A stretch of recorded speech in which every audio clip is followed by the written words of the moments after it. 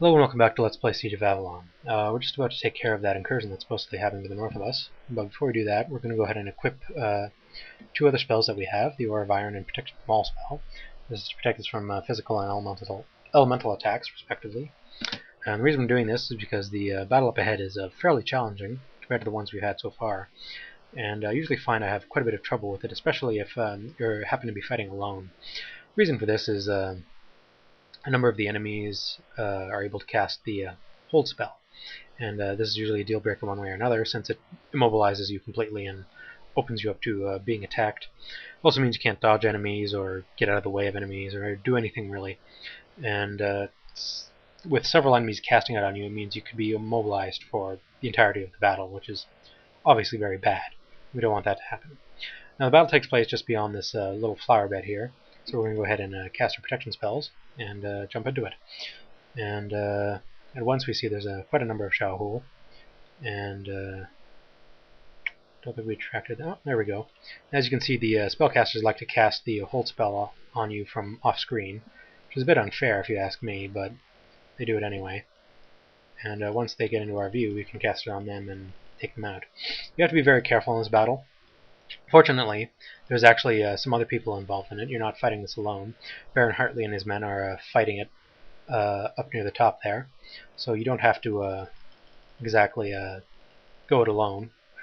But unfortunately, fortunately for you, Baron Hartley is actually invincible, so you have that advantage on your side.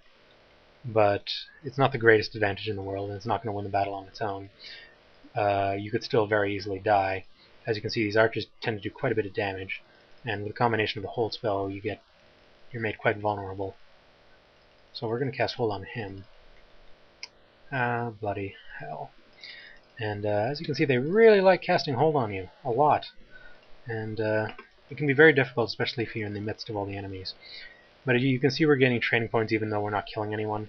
This is because Baron Hartley and his men are actually killing some guys for us, which is fortunate, because probably couldn't kill them all on our own. And anyway, we're having a bit of trouble with it. As you can see, there's quite a bit of battle going on without us, and Baron Hartley seems to be invincible, fortunately. And once we take care of most of these guys, we'll be alright. I find he's usually the very helpful in winning the battle for us, and once again, all of his men have died, and he's the only one to survive. You really have to be careful of the hold spell. If you had a few allies to absorb the hold spells for you, that's helpful, but that also means that they'll probably die as well. And anyway, that's that battle done. We're going to go ahead and talk to Baron Hartley, see what he has to say.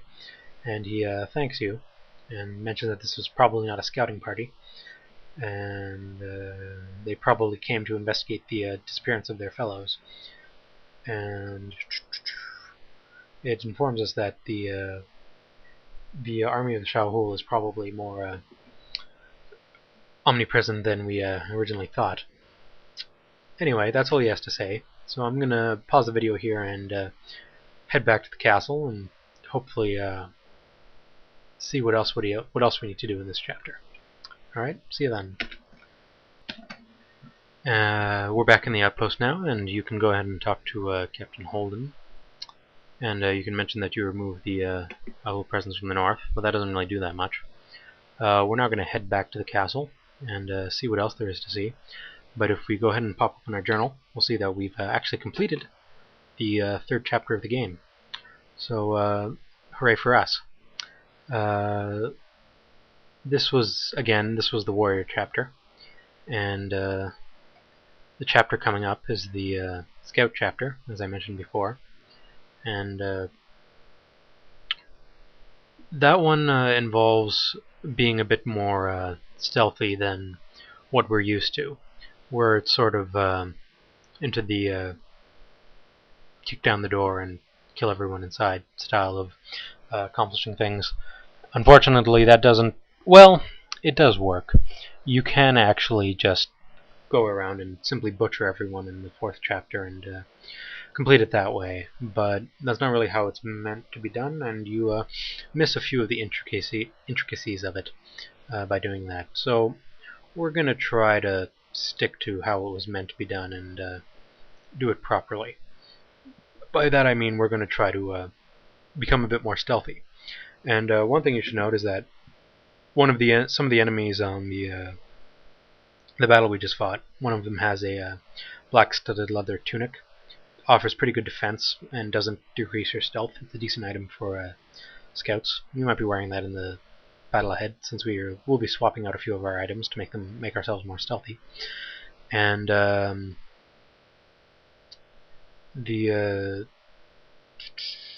what was I going to say? The scout has the easiest time of this chapter, obviously, because he's the stealthiest character. And the warrior probably has the hardest time of it because he relies heavily on his armor, and he can't wear that and be stealthy at the same time. So unfortunately, you are a bit out of luck in that regard.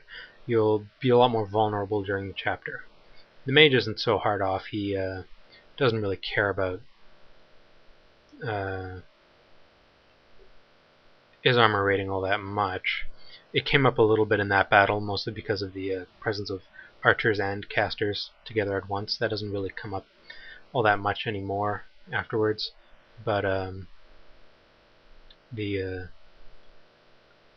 stealth mechanic is really the scout's domain, and we're going to try to do the best we can, but we certainly won't be as good at it as anyone else.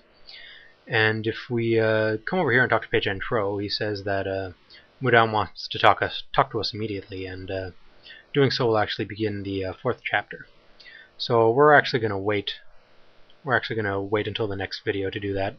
And I'm just going to go and see if Sir Roth has anything left to say. No. Okay, so we're done for now. I'll probably also sell all of this junk that we've picked up and don't intend on ever using probably in the next pause. We've also picked up quite a few crowns.